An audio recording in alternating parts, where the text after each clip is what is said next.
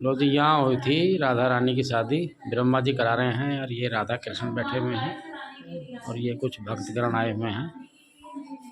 ये सखा सब सखा। ये देखो, ये शादी में नाच गाना हो रहा है। ये देखो, सब खुश हैं, खुशी का माहौल है। ये देखो, मस्त है सब।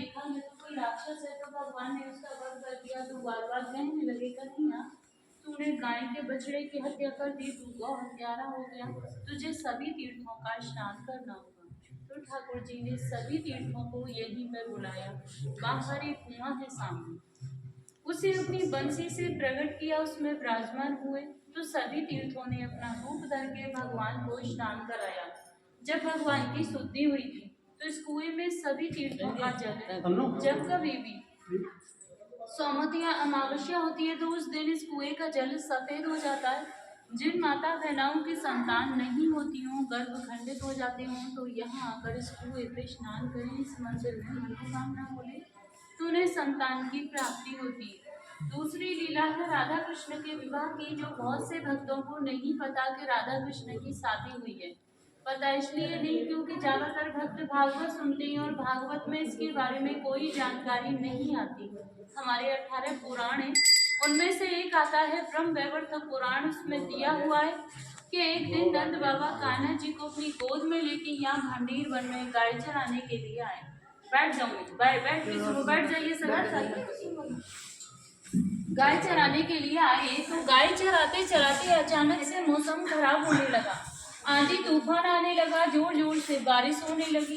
तूफान की वजह से पेड़ की डालियां टूटने लगी।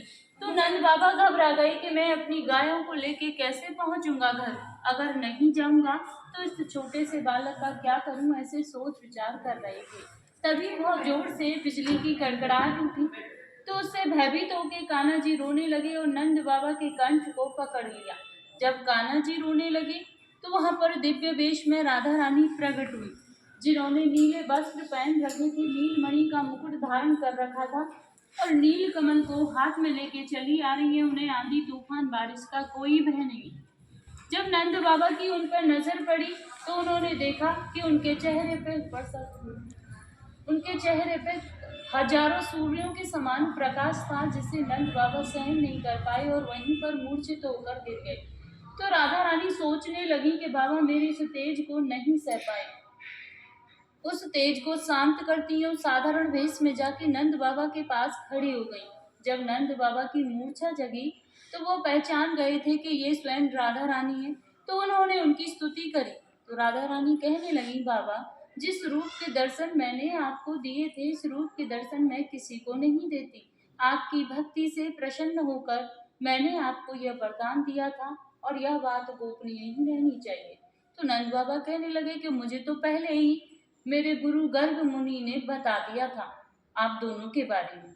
जब लाला का नामकरण हुआ था तो उस दिन 27 नाम रखे गए थे कान्हा जी के, उसमें से 17 नाम राधा के ऊपर थे, जैसे राधिका वल्लभ, राधा दामोदर। तो नंद बाबा कहने लगे, गुरुदेव ये राधा कौन है जो तुम बार बार मेरे लाला के आगे राधा शब्द जोड़ रहे हो? तो उन्होंने बताया कि ये वृषभान की बेटी है, आदि शक्ति है, इसका नाम राधा है। तेरे लाला का विवाह राधा के साथ में होगा, उसमें न तू होगा न वृषभान होगा, ये तो केवल देवताओं के मध्य में होगा और भांडीर वन में होगा। तो नंद बाबा कहने लगे कि मुझे ये सब पहले ही मेरे गुरु गर्ग मुनि ने बता दिया था। मुझे यह भी पता है कि तुम यहाँ किस उद्देश्य से आई हो, क्योंकि आज वो दिन आ गया है और आपकी धरोहर मेरे पास है। कान्हा जी को उनकी गोद में देते हैं, बोले आप अपनी धरोहर को पकड़ो और अपना मनोरथ सिद्ध करने के बाद मेरे लाला को कुशल पूर्वक यशोदा मैया को लौटा देना। तो राधा रानी कान्हा जी को अपनी गोद में लेती हैं। गोद में लेके जब यहाँ इस स्थान पर प्रवेश करती हैं तो यहाँ आते ही कान्हा जी अपनी माया से किशोर अवस्था में हो जाते हैं। फिर उनकी माया से यहाँ पे एक सहस्त्रों खम्भों का मंडप प्रकट हुआ। सहस्त्रों माने हजारों खम्भों का। उसमें सभी खंभे सोने के थे जो रतन मोतियों से सुशोभित हो रहे थे। बीच में एक सिंहासन था, वह भी सोने का था, जिस पर चढ़ने के लिए 7 सीढ़ियां थी। तो राधा कृष्ण दोनों सिंहासन पर विराजमान हुए। तभी ब्रह्मलोक से ब्रह्मा जी आए और अपने कमंडल में से जल लेकर राधा रानी के श्री चरण कमलों को धोया और उनसे उनके चरणों की भक्ति का वरदान प्राप्त किया। फिर पूरी वैदिक रीति से उन दोनों का विवाह कराने लगे। तो विवाह में जब वेद मंत्रों का उच्चारण शुरू किया तो उसकी ध्वनि आकाश में गूंजने लगी। आवाज सुनकर सभी देवी देवता आ गए और देखकर बड़े प्रसन्न हुए कि आज तो ठाकुर जी का विवाह हो रहा है। पुष्प वर्षा करने लगे उनके ऊपर। विवाह में सारी रीतियां हुई थी, जैसे वेद मंत्रों की, हवन की, फेराओं की। तो लास्ट में विधि होती है मांग में सिंदूर भरने की। जब तक सिंदूर नहीं भरा जाता शादी मान्य नहीं होती है। तो आप यहाँ पर सभी ध्यान से दर्शन करो। यहाँ पे ठाकुर जी राधा रानी की मांग में सिंदूर भरते हुए, हाथ देखो ठाकुर जी का राधा रानी के सिर के ऊपर है, ऐसे चुटकी बनी हुई है हाथ में इस तरीके से। ये पूरे विश्व का एक ही मंदिर है जो भगवान के शादी के दर्शन, नहीं तो जहाँ भी दर्शन करोगे बंसी बजाते हुए करोगे। यहाँ ठाकुर जी के हाथ में बंसी नहीं है, सिंदूर है मांग भरते हुए। और बंसी इसलिए नहीं है, जब शादी हो रही थी तो ठाकुर जी ने बंसी को अपने पास रख लिया था पूजा के टाइम पर, तो उस बंसी को राधा जी ने चुरा लिया। तब से हमारे यहाँ पे आज भी एक प्रथा है कि जब लड़का लड़की की शादी होती है तो वहाँ मंडप के नीचे से लड़के की एक चीज चुराई जाती है। देख नहीं क्या जूते चुराई जाती हैं। तो भगवान ने तो ब्रज में कभी जूते पहने नहीं थे, तो जूते चोरी होते। और राधा रानी की कोई बहन नहीं थी, इसलिए राधा रानी ने स्वयं भगवान की बंसी को चुरा लिया। जब विवाह संपन्न हो गया तो उसके बाद जो ब्रह्मा जी थे वो अपने ब्रह्मलोक को चले गए, जो देवी देवता थे वो अपने देवलोक को चले गए। जो उनकी माया से यहाँ मंडप प्रकट हुआ था वह भी यहाँ से अलोप हो गया। राधा कृष्ण दोनों अकेले रह गए। देखते ही देखते कान्हा जी फिर से बाल्य अवस्था में हो गई, जैसे लेकर आई थी उसी अवस्था में फिर से हो गई।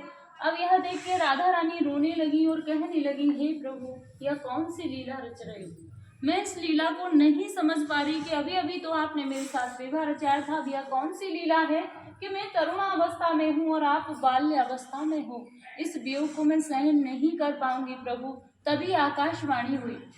तो आकाशवाणी द्वारा कान्हा जी कहने लगे, हे राधा रानी, जो तुम्हारा वास्तविक शरीर है वो तो हमेशा यहीं रहेगा भांडे में।